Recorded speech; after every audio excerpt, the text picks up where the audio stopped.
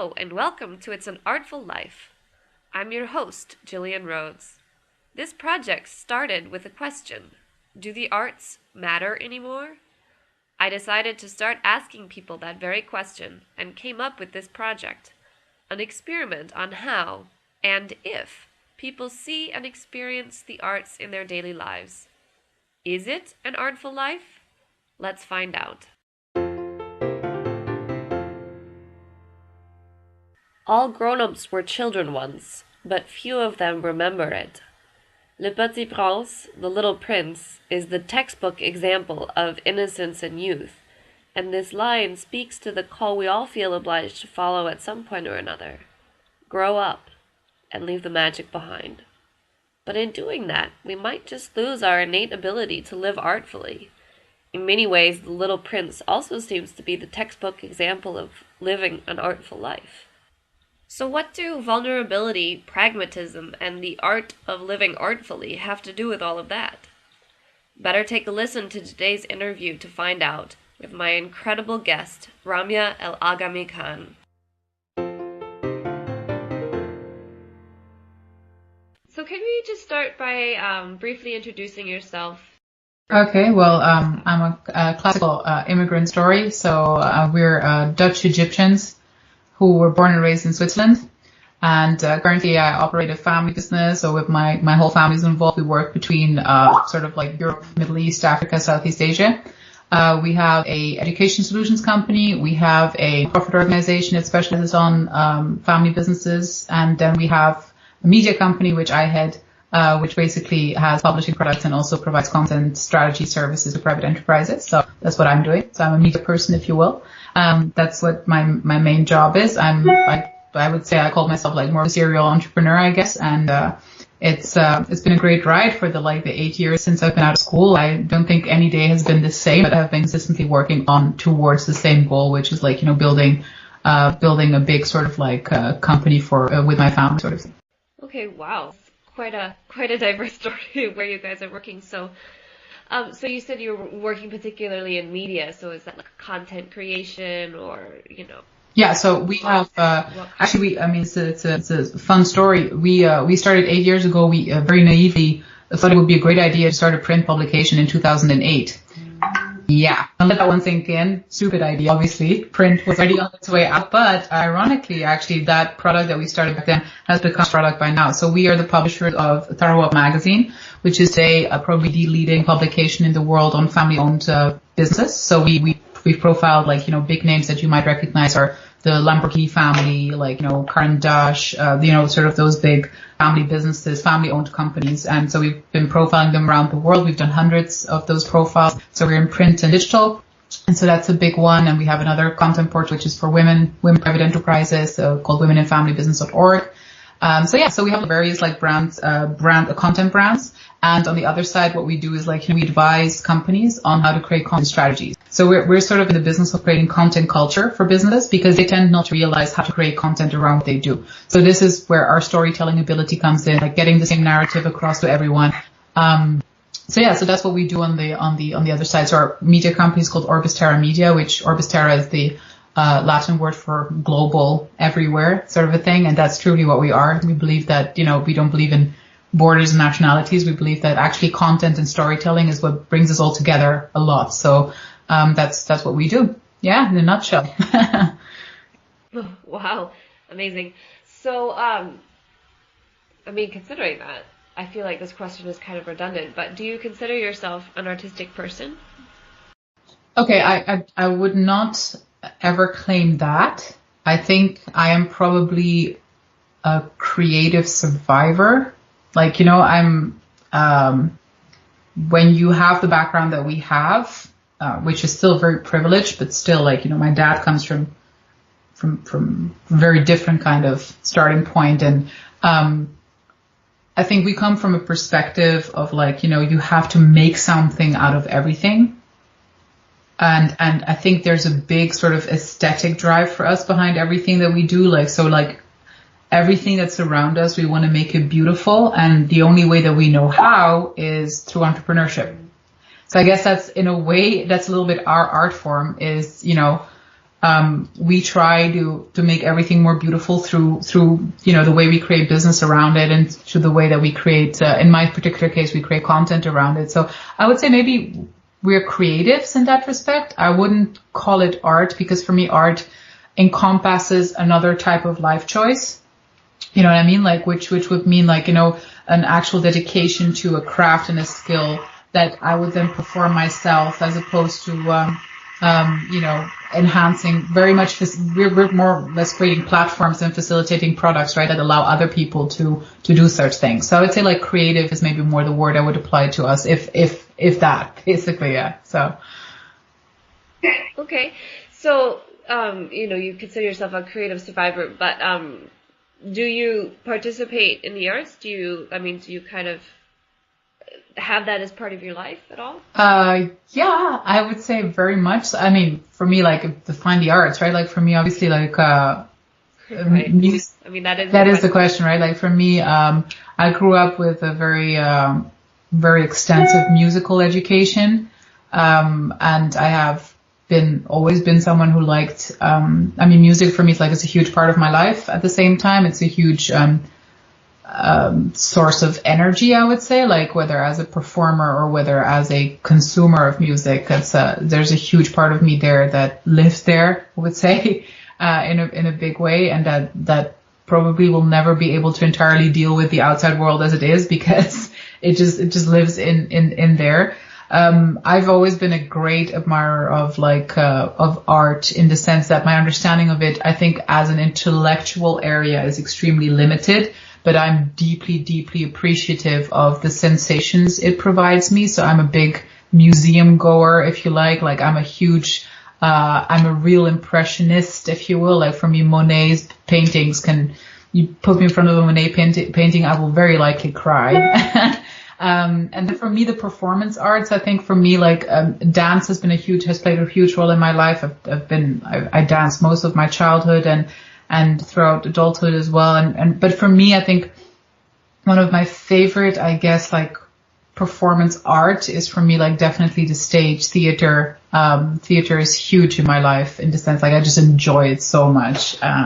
And so as a consumer though, purely as a consumer, right? So in terms of you asked me difference between where I participate in, it's more like music, etc. And as someone who's receptive to art, I would say for me, as I said, the impressionism and theater, and I would say if you want to add literature, I don't know if you would consider literature to be an art form.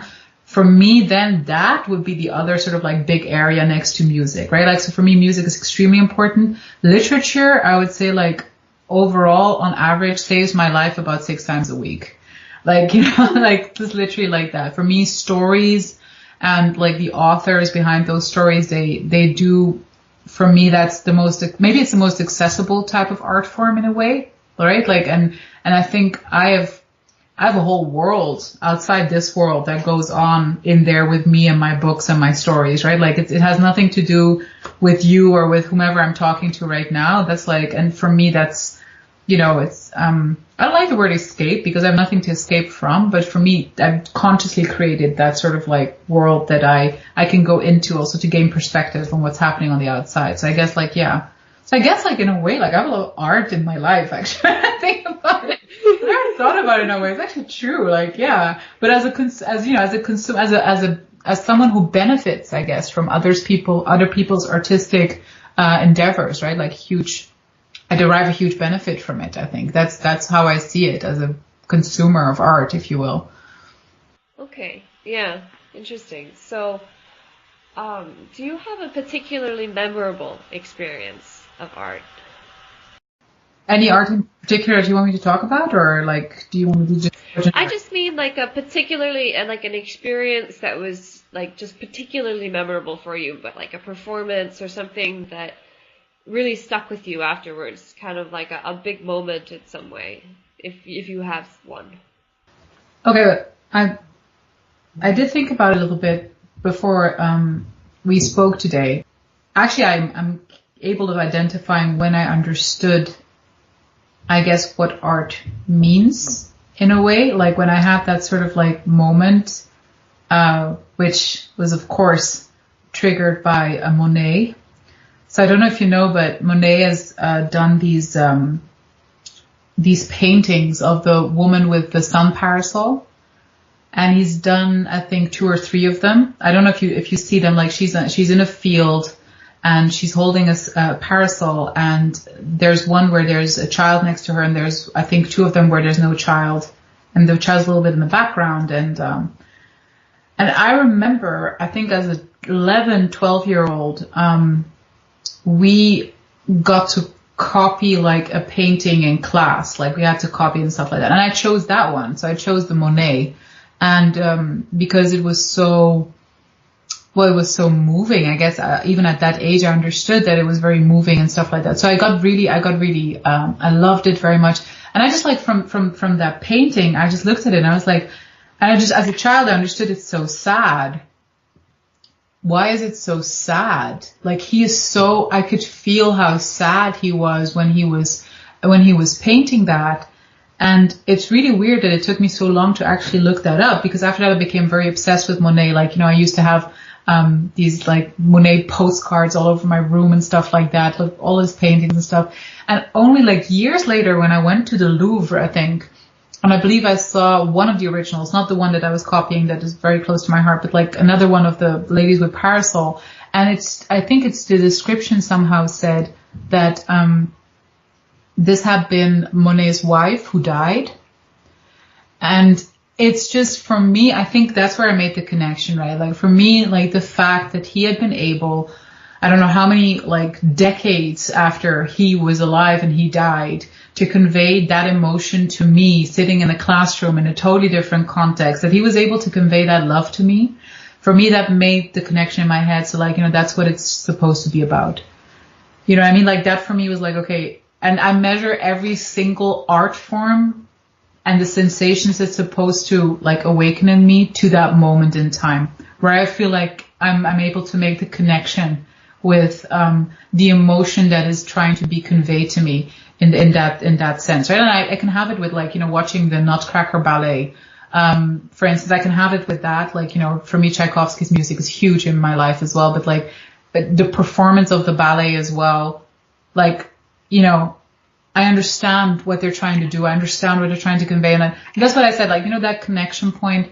I think I'll compare everything, every single art form with that moment where I realized that for me is art. That's it. It's a beautiful story. So we were kind of talking about this before. So, but I still want to ask it, which is that, that moment is like a huge moment, obviously, but in your daily experience does it include art, do you think? I mean, is there art around you right now, as you're going to the subway or, your car or wherever, Well, yes. I mean, as I said, like, I think that music is there every day for me, for sure. That's almost an essential part, I would say, to me even. Yeah, I mean, I wouldn't say that I would die without it, but like it would just be considerably worse off as a human being, I would say, without music. So music is there every day. I think that, how should I say it? Like it's really weird. See, for me, art doesn't just stop with like, what you produce for others to see, right? Like I see a lot of people who, for instance, who've made a good life under very difficult circumstances. And for me, that's an art form that I witness every day. You know what I mean? Like, just the art of how they sort of like how they live. For me, that's almost like the most touching kind of like, if you will, performance art in that respect, because I just see how they make, as again, right, this idea of making something out of where there's nothing or where there's negative and making it beautiful. So that kind of stuff I see happening every day. Whether that is then being exhibited in a museum or not, or being like performed on a stage or not, is a different matter, right? Like, but that kind of art I see every day. It's very subtle. It's probably not, no one will call it art. If I talk to you right now like that, I will probably call it art because it's the art of living for me, which is primary to everything else. Then otherwise, like in terms of consumption, I'm a huge musical fan. Like I love watching a musical. Like, I love films, obviously. Like, I'm a huge black and white movie fanatic. Like, absolutely. Like, my Humphreys, my James Stewarts, my stuff like so. I mean, for me, cinematic art is also like huge on my thing. So I guess like on a daily basis, probably I interact with it in some shape or form, but without obviously thinking of it as art. But if you ask me like that, in that case, like it has a place in everyday life for sure. Yeah. Okay. So the next couple questions, you said something about without music you wouldn't die, but your life would be extraordinarily worse off. And I kind of want to take that a step further. Is that if we were to remove the art from the world, we wouldn't die, but what would life be like, if we were taking all of that art out?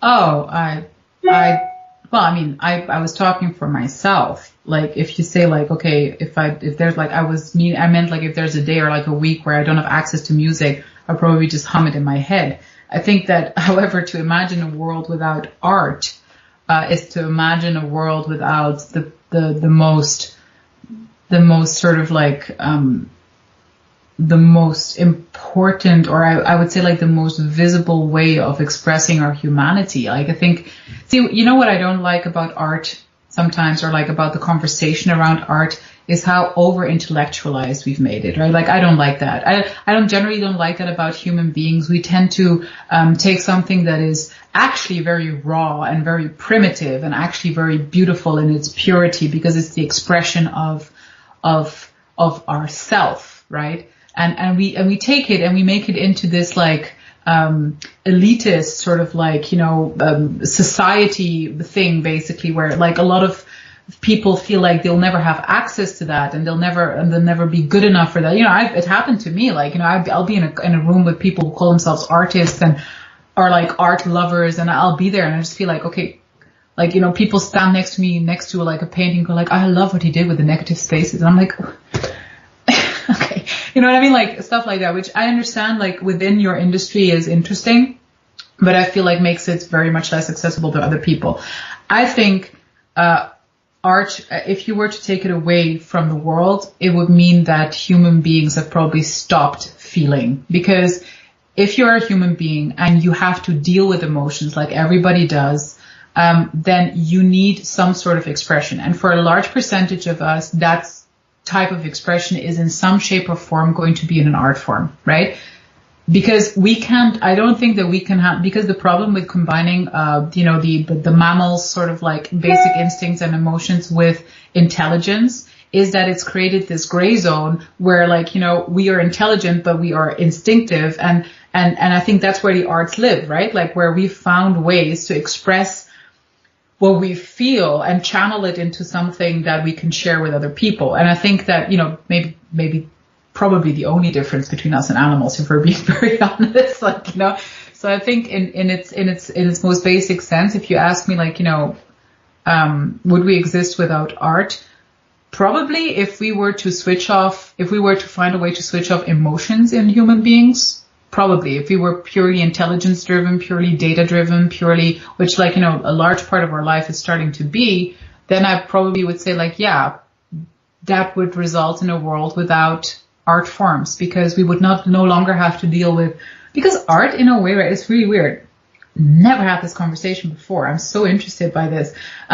So art in a way is like, it's a huge way of dealing with conflict, right? Like, and I think like as human beings, we're so conflicted all the time. Like, I mean, I don't know how many conflicts I go through on a daily basis.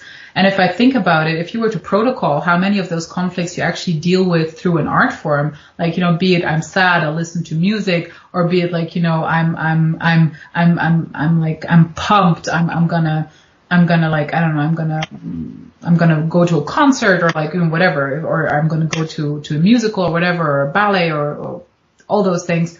I think that there's a huge overlap there, and like how we deal with being human in a way. Does that make any sense? It sounded really weird to me. No, it does. It makes perfect sense, actually. I was glad that you kind of went on that. It was, it's quite an interesting, really different perspective from what I've heard before. So I kind of taking it a little bit and twisting it, you said, humans, would we exist without art? So the next little question is, would we exist if art still existed, but we weren't able to experience it as such? Well, if you look at the story that I told you before, then my question then becomes like, but is it still art then? Because if we can't experience it, what's the point then? You see what I mean? Because that's what I learned from that experience with the Monet. I was like, for me, very subjectively, if I can't experience it anymore, then it is nothing, right? Like it isn't, I can't call it art, I can't call it anything. I can't, you know what I mean? Because when that connection isn't there, it loses probably the fulfillment of its main purpose, which is to somehow connect me with either the feeling that is behind it, or the message that is behind it, or the, you know, sometimes, I really think it comes back to like very raw emotions in many ways. Like, and it's like, imagine being able to see a painting and to experience grief on that person's behalf hundreds of years later. That for me is like, it's the most insane thing ever, right? Like, I still don't understand how he did that. Like, because you could just as well say that that painting is just beautiful. And it's gorgeous and stuff like that. Yeah, but it made me sad, which means that he, like, you know, so I'm saying if I can't feel that anymore, then it becomes quote unquote just a painting. And then probably you just have appreciation for the technicality of it. But I don't know if I'd call that art, right? Like, I don't know, like, because it feels like art should still be about, because we have a lot of technical things in our lives, right? Like, I mean, this phone works for technical reasons, right? Like, but if it doesn't convey anything to me that like is emotional, I wouldn't consider it an art. I would consider it an engineering product, right? You know what I mean? Like, it's just, for me, there's a difference there. Yeah. So, I don't know. Okay. So the last question is pretty simple, and that's just, what do you think it means to live an artful life? It's up to you. An artful life? So a life full of art, or an artful life? I mean, I guess you can interpret. I'm an editor. I didn't think. Nobody's asked that question before. The reason I ask actually is because I'm calling this show "It's an Artful Life." So you're asking me how to live an artful life? What do you think it means, really? Yeah. Okay. I think, you know, it's interesting, right? I think it's really interesting how we're being raised. I'm sorry, I have to just like go back to that. You're being raised and you grow up, and I remember a lot of my teachers, interesting teaching mode, obviously, telling me like, you know, it would be very hard for me to keep up my idealism as I grow older. They were very disillusioned apparently by that time already, and like just telling me like it's going to be very hard to live by the standards that you want to live by, morally, ethically, and just in like aligned with who you want to be. And I remember then thinking, first of all, what a weird thing that is to tell a young girl, but then also to think that, you know, no, I'll show you, and how I've actually spent a lot of my life fighting against the indifference, I think, that a lot of people sort of associate, I guess, with growing up. So we're supposed to toughen up. We're supposed to become more matter of fact about things and everything. Now, don't get me wrong, Julian. I'm a huge fan of common sense. Okay, like I'm common sense central, absolutely, right? But I also don't believe that life is worth living unless you explore your vulnerabilities and what they open you up to feeling. You know what I mean? Because if your aim is to become what do you call it? Imperméable in English. Impermeable, something like that. Anyways, that you become that nothing can touch you because you're so strong and you're so grown up and stuff like that. I think that the experience of life is totally lost on you then. I think for me, artful living, and probably also a way of having a life full of art, is to in a way understand that your vulnerabilities are the things that open you up to receiving the beauty of art, but also to living your life in a way that it could be considered the ultimate art form. Because if you don't understand that that is essentially what makes you human, that's essentially where you connect with other people the most through, right? Like, and even as an entrepreneur, my job is to solve problems. I see a problem, I have to solve it. I have to solve it. So all I do really is to work with vulnerabilities, is to work with things that are not there and that should be there. Because it'll help people and it'll create like a more, like a better, hopefully better society, a better world, whatever, like, the longer term goals are. So yeah, I would say like it's about, stopping to see vulnerability and also idealism and dreams as something that we need to stop, as something that we need to inhibit, but to understand that that has to continue to live with us and to grow with us, and that it's, again, and that does not make you a non-pragmatic person. It doesn't make you a non-realist. It just makes you someone who has an artful life, I guess. Yeah. Nice. That's such a beautiful answer. Thank you so much for talking about this with me. I found it really interesting. Yeah, I'm glad. It's an Artful Life will return next week with another interview. Thanks for listening.